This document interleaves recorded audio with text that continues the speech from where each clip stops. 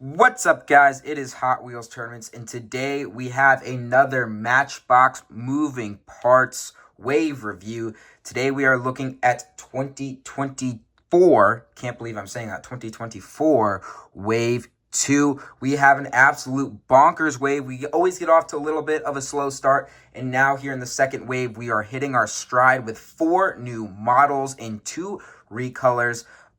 This has been out for a while now. Been out for probably a couple months at this point.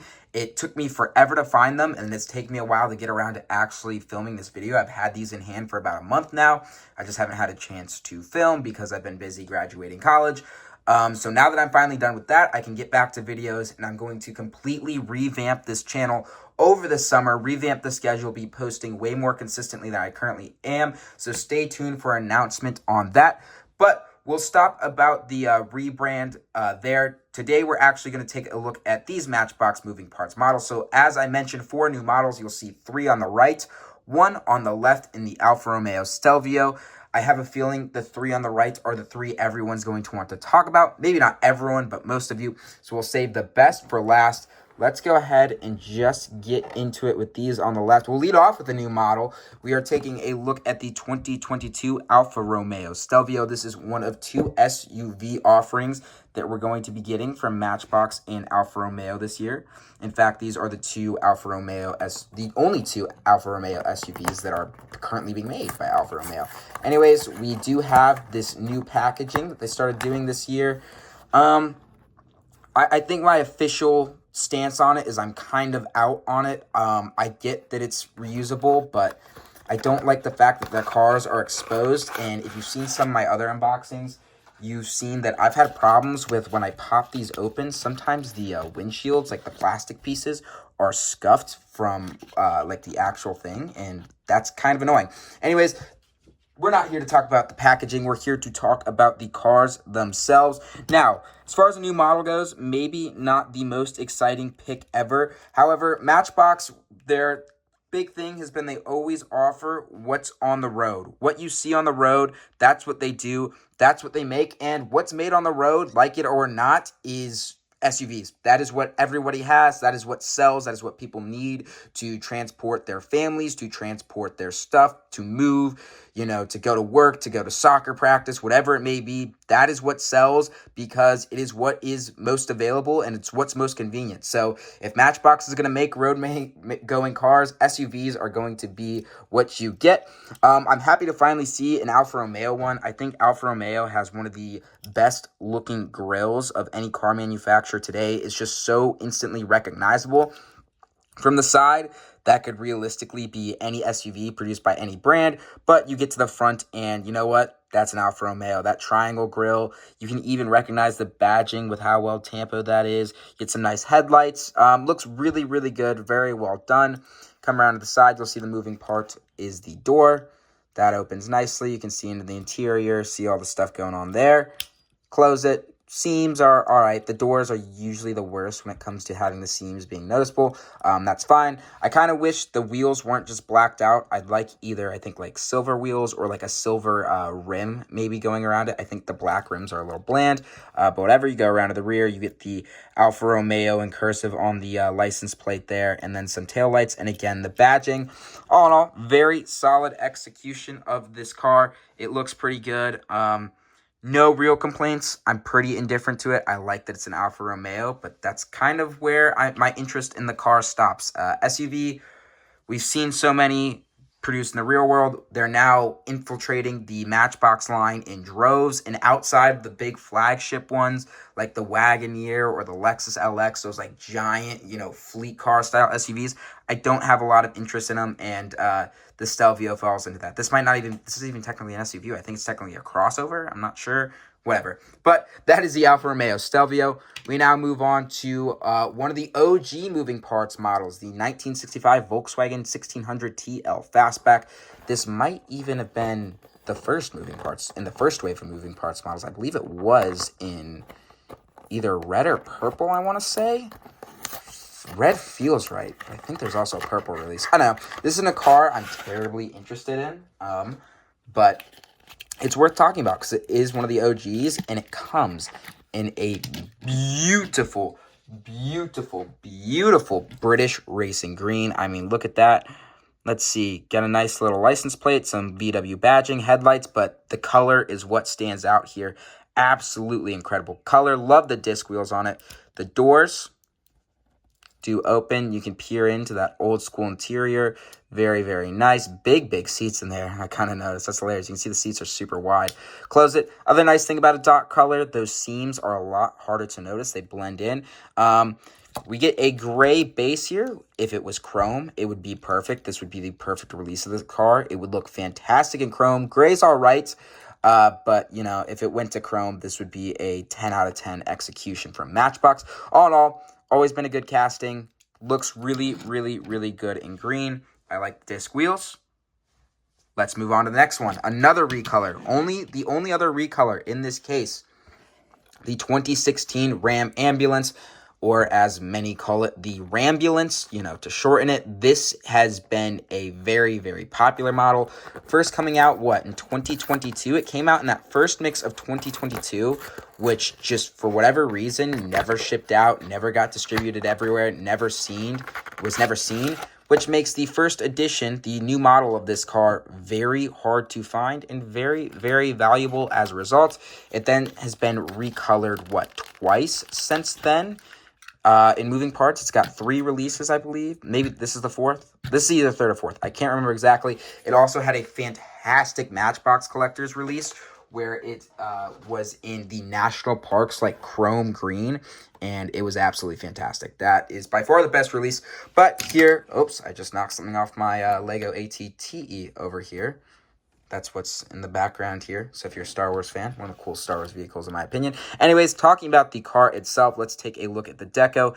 This is a obviously fantasy deco. There's no real Matchbox County, but you do get some nice striping. The red, orange, and yellow combining very nicely here. Great emergency colors. It says Unit 58. I'm going to assume that's a nod to Michael Hiralda.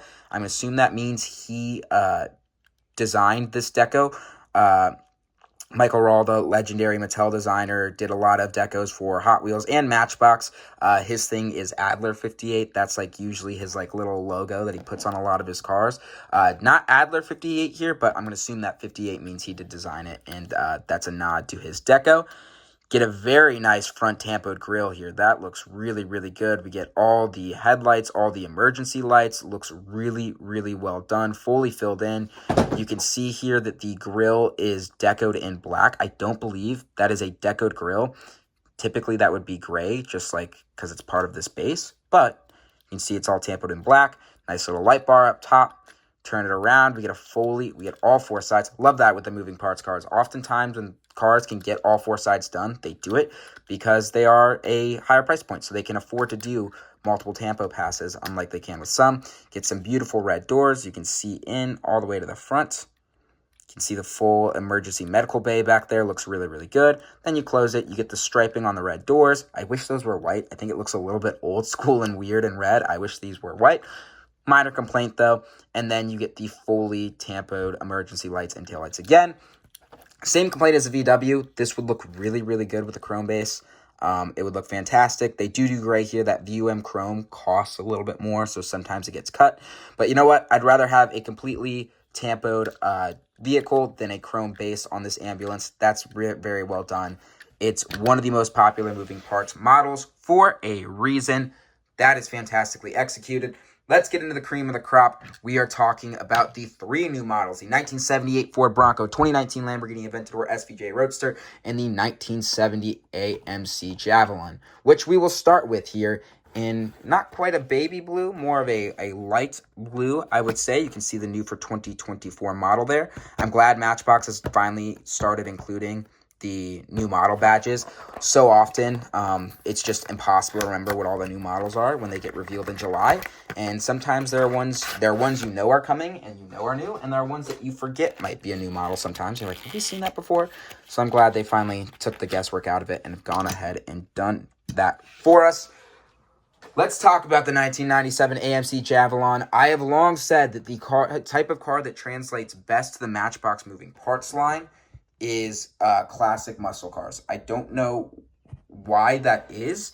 I outside of, or I do know why that is, at least in my opinion. It is because the moving part is typically the hood. And when it comes to hiding the moving part, the easiest place to do is a hood. You can see here, if I just showed that to you, you wouldn't know that this opens up. There is no noticeable gap there. It's almost impossible to see. Versus when you have an opening door, you can see the seams pretty easily. So when you do these muscle cars, which often have easier lines to replicate, and then you can implement a moving part, it's really hard to notice, and it just looks super clean.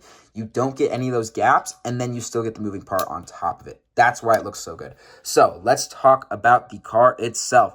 Looking at it, we get striping on the sides, a classic muscle deco. That looks really, really good. You come around, you get fully tampered in tail lights on a chrome. Oh, it's not even a chrome base. It's a black base, but a chrome interior. The interior is black inside. Huh. Is this 5 pieces? Where does that chrome come from? Because you have a chrome base, metal body. Typically, you get 4 pieces. You have a window piece, the body, the base, and the interior. But the interior is black. The base is black.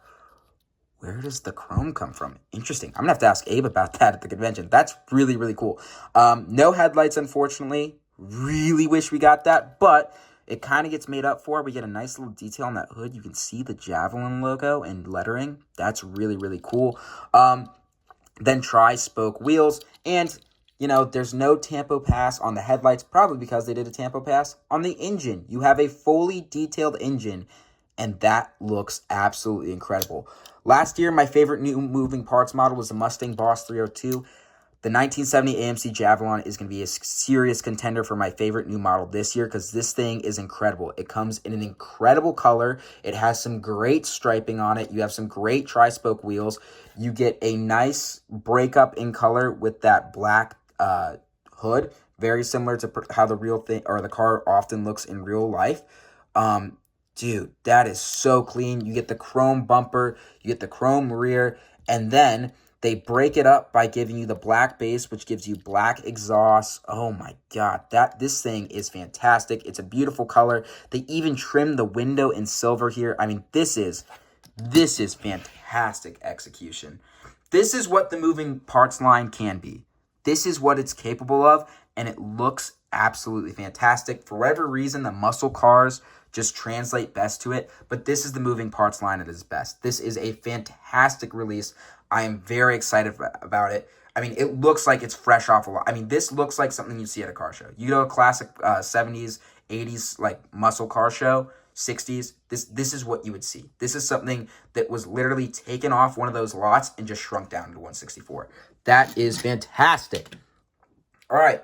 The one everybody was talking about for this set, the 1978 Ford Bronco. Let's take a look. That's the one thing the moving parts line really hasn't had a ton of is like trucks, especially like big vehicles. Like we've seen some like 60s, 70s pickups, and then there's like the Ford Ranger.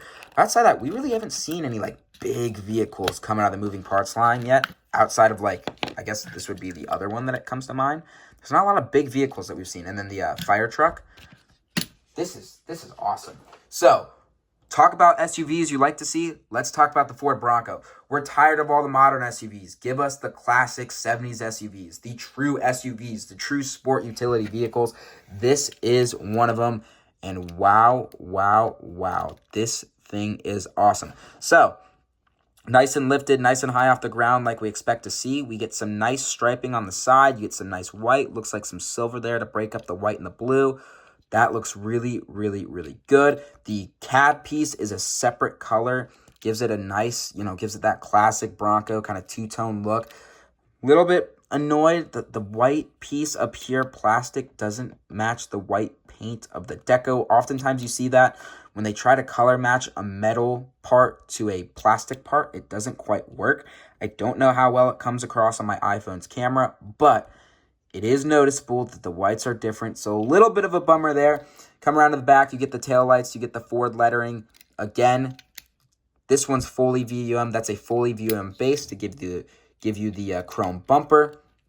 And then if you come around to the front, you get the chrome front. Wish we had some headlights there. That would be really nice.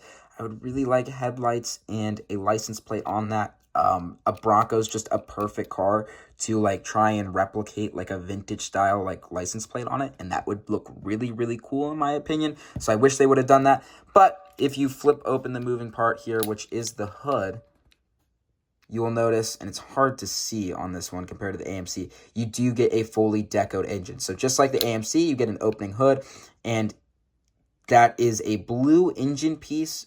A lot of the deco is gray, so it's kind of hard to tell in this lighting, but you do get deco in gray and white and black all tampered on there. That looks really, really cool. So this is a very, very, very solid release. I'm a little disappointed the colors don't match, but it is cool that they did give us that breakup. They did use that fifth piece that they seem to be having instead of using 4 parts. So you can use 5 to give us that dual color cab. Really, really nice to see that. Love that we get windows in it. I mean, that's got to be a really complicated window piece to make with how it comes over. It's the windshield here, and that sets back into the cab and the rear.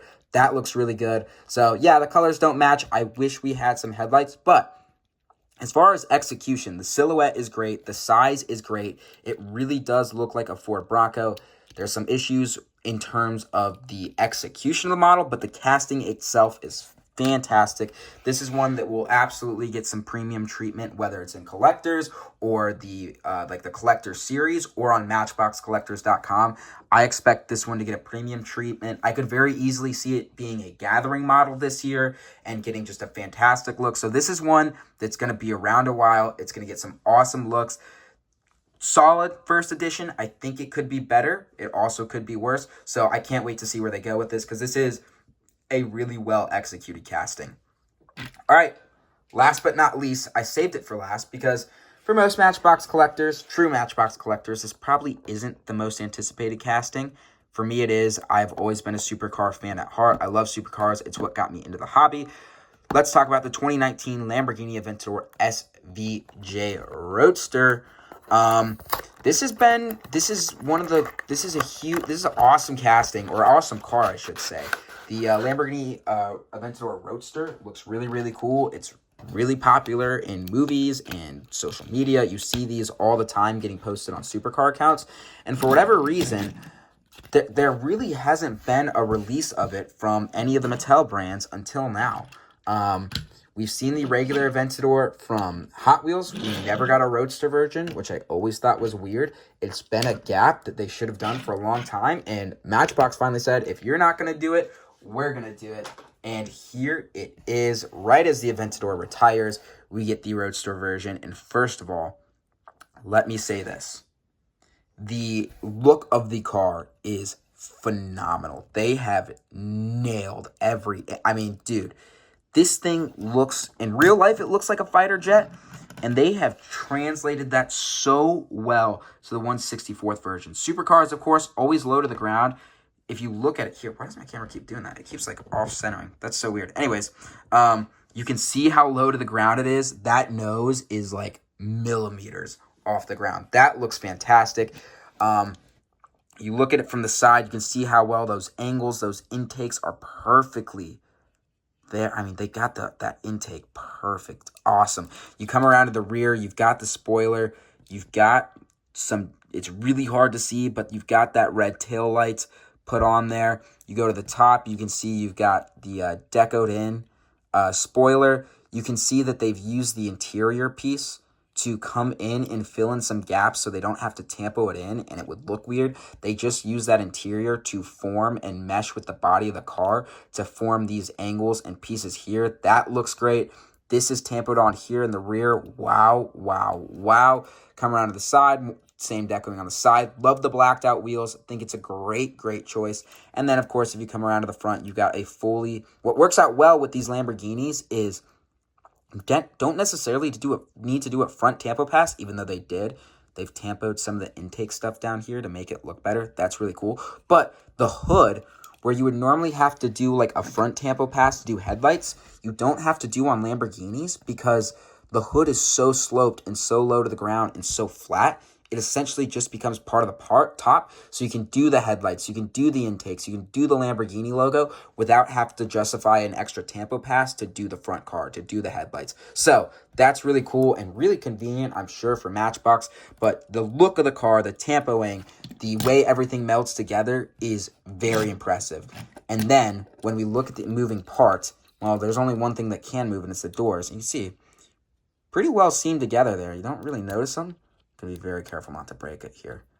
But, oh God, they scissor up, sort of. I don't know how far they go. I'm trying really hard not to break it. But you can see they scissor up just a little bit. Not that much, because they would have to go in and mess with the windshield piece here. But they do kind of open and scissor up to some extent. Maybe not a ton. Maybe not the best execution, but they do to a certain degree. But in my opinion, this is the best of the bunch. I think, yeah, the moving part doesn't move a ton, but in terms of just pure execution, pure looks, capturing the essence of the real car, they do it very well with the AMC Javelin. It's missing headlights. They do it really well with the Ford Bronco. Okay, execution. This is the one that engineers capturing the silhouette, the essence, the feel of the car with a perfectly executed tampo pass. You get the headlights, you get the taillights. The engineering on it is so impressive. Just to get scissor doors to work in such a small scale somewhat, but B, really with how well the interior melds with the actual casting of the car to mold and form these really sharp angles and this impressive put together look that you expect out of an actual supercar.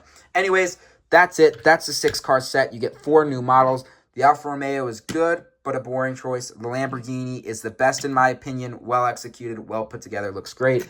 The AMC Javelin would be my favorite and probably my moving parts model of the year if it weren't for the existence of that Lamborghini. That opening hood is fantastic. And the Ford Bronco is a really good casting. I think it's got some room for improvement in terms of execution. And the ambulance is good. The Volkswagen is whatever to me. But that's all for now. Please make sure to like, comment, and subscribe, and I'll see you all later. Peace.